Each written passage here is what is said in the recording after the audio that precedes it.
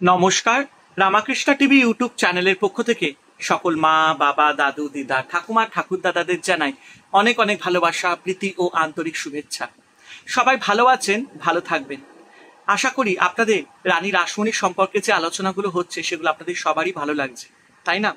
এবং অবশ্যই একটাই কথা বলবো, যারা যারা আমার এই রানী রাসমণি দেবীর সম্পর্কে যে আলোচনার ভিডিও বা এপিসোডগুলো আপনারা মিস করেছেন, অবশ্যই আমার ইউটিউব চ্যানেল রামাকৃষ্ণ টিভি রানী রাসমণি প্লে লিস্টে যাবেন। আগের ভিডিও বা এপিসোডগুলো যারা আপনারা দেখা মিস করেছে সেগুলো আপনারা দেখে নিতে পারবেন। তো আমি আবারও চলে এসেছি শ্রী রামকৃষ্ণ মিশনের নির্মল কুমার রায়ের লেখা রানী রাসমণির জীবন বৃত্তান্ত সম্পর্কে আলোচনা করতে, এবং আজকে আমরা আলোচনা করব 14 নম্বর পর্ব, জন্মভূমি দর্শন। তো চলুন আলোচনা শুরু করা যাক। বিবাহের পর থেকে নানা কর্তব্যস্ততার দরুন রাসমণি দেবী তার জন্মভূমি কোনাতে যেতে পারেননি। ইতিমধ্যে তার পিতৃ বিয়োগ ঘটেছে, আবার পিসিমাতা ক্ষেমঙ্করী দেবীরও মৃত্যু হয়েছে। তাদের মৃত্যুর পর কিছুদিনের জন্য রাসমণি দেবী তার জ্যৈষ্ঠ দুই ভ্রাতা রামচন্দ্র ও গোবিন্দকে নিজের কাছে আনিয়েছিলেন এবং পিত্রালয়ের জমির বাৎসরিক খাজনা দেওয়ার ব্যবস্থা করে দিয়েছিলেন।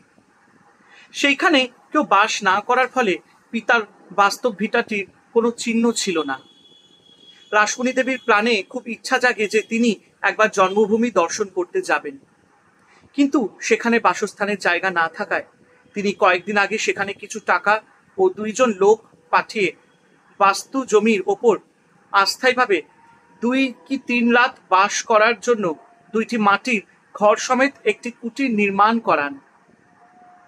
একদা উত্তরায়ণে ত্রিবেণীতে স্নান করে রাসমণি দেবী বহুকাল বাদে 1259 বঙ্গাব্দে, মানে ইংরেজি সালে 1853 খ্রিস্টাব্দে জন্মভূমি কোনা গ্রামে এসে উপস্থিত হন। ইতিপূর্বে মহিষী রূপে তার নাম চারিদিকে ছড়িয়ে পড়ায় তাকে দেখার জন্য কোনা, হালিশহর, মালঞ্চ, কাঞ্চনপল্লী, জোট, বিজনে, হাজিনগর, নৈহাটি, কাঁঠালপাড়া, হুগলি, বংশবাটি, বন্দেল, বালি প্রভৃতি দূরের ও নিকটের বহু লোক গঙ্গার উভয় তীর থেকে দলে দলে এসে উপস্থিত হন। পিতৃভূমি দর্শনের সঙ্গে সঙ্গে পিতা মাতা পিসি মাতা ও বাল্য সখীদের কথা স্মরণ করে রাসমণি দেবী শিশুর মতো কাঁদতে থাকেন। এই সময় বহু ব্রাহ্মণ, বৃদ্ধ, প্রতিবেশী এসে তার সঙ্গে নানা কথাবার্তা বলে তাকে সান্ত্বনা দেন এবং কয়েকজন বাল্য সখীকে দেখেও তিনি বিশেষ আনন্দ পান।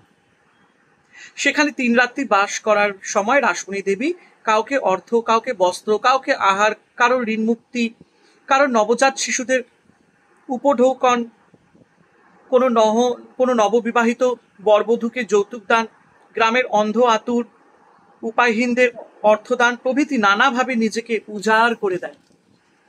এছাড়া সধবা, বিধবা, বালক বালিকা সকলকে তিনি আনন্দ দান করেন। এমনকি তার প্রিয় বাল্যসখী বৃন্দাবন ঘোষের কন্যা তরুলতা কোনো কারণে অভিমান ভরে তার কাছে না আসায় তিনি নিজেই তার বাড়িতে গিয়ে বাল্যকালের অভ্যাস মতো তার মানভঞ্জন করেন।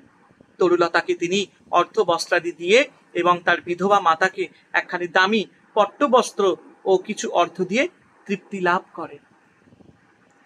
3 রাত্রি জন্মভূমিতে বাস করার পর বিদায়কালে রাসমণি দেবীর কাছে গ্রামের কয়েকজন ব্রাহ্মণ এসে উপস্থিত হন এবং তাকে আন্তরিক আশীর্বাদ জানিয়ে সকলের স্নানের সুবিধার জন্য একটি স্নানঘাট নির্মাণের আবেদন রাখেন। তাদের অনুরোধে সাড়া দিয়ে রাসমণি দেবী পরে তার পরলোকগতা মাতা রামপ্রিয়া দেবীর স্মৃতি রক্ষার্থে 30 থেকে 35 হাজার টাকা ব্যয়ে একটি পাকা স্নানঘাট করিয়ে দিয়েছিলেন। এই সময় হুগলি নিবাসী কিছু লোকও হুগলিতে একটি স্নানঘাটে নির্মাণের প্রস্তাব দেওয়ায় তিনি সেটিও করিয়ে দিয়েছিলেন। বাবুগঞ্জের কাছেও তিনি একটি স্নানঘাট নির্মাণ করিয়ে দিয়েছিলেন। জন্মভূমি দর্শনের পর হালিশহর থেকে গঙ্গা পার হয়ে রাসমণি দেবী বংশবাটিতে দেবী হংসেশ্বরীর দর্শনে যান, মানে দেবী হংসেশ্বরী মন্দিরে দর্শনে যান এবং সেখানে রাজা নৃসিংহ দেবরায়ের স্ত্রী ও হংসেশ্বরীর প্রতিষ্ঠাত্রী রানী শঙ্করীর সঙ্গে সাক্ষাৎ করেন। রাসমণি দেবী বংশবাটির ব্রাহ্মণদের কিছু অর্থদান করার ইচ্ছা প্রকাশ করেন, কিন্তু রানী শঙ্করী এ বিষয়ে রাসমণি দেবীকে সম্মতি না দেওয়ায় তিনি শুধু দেবী দর্শন করেই ফিরে এসেছিলেন, কোনো দানের সুযোগ পাননি। আর এইভাবেই আজকে আমরা রানী রাসমণি দেবীর থেকে, মানে রানী রাসমণি জীবন বৃত্তান্ত বইটির থেকে আমরা 14 নম্বর পর্ব জন্মভূমি দর্শন আলোচনা সমাপ্ত করলাম।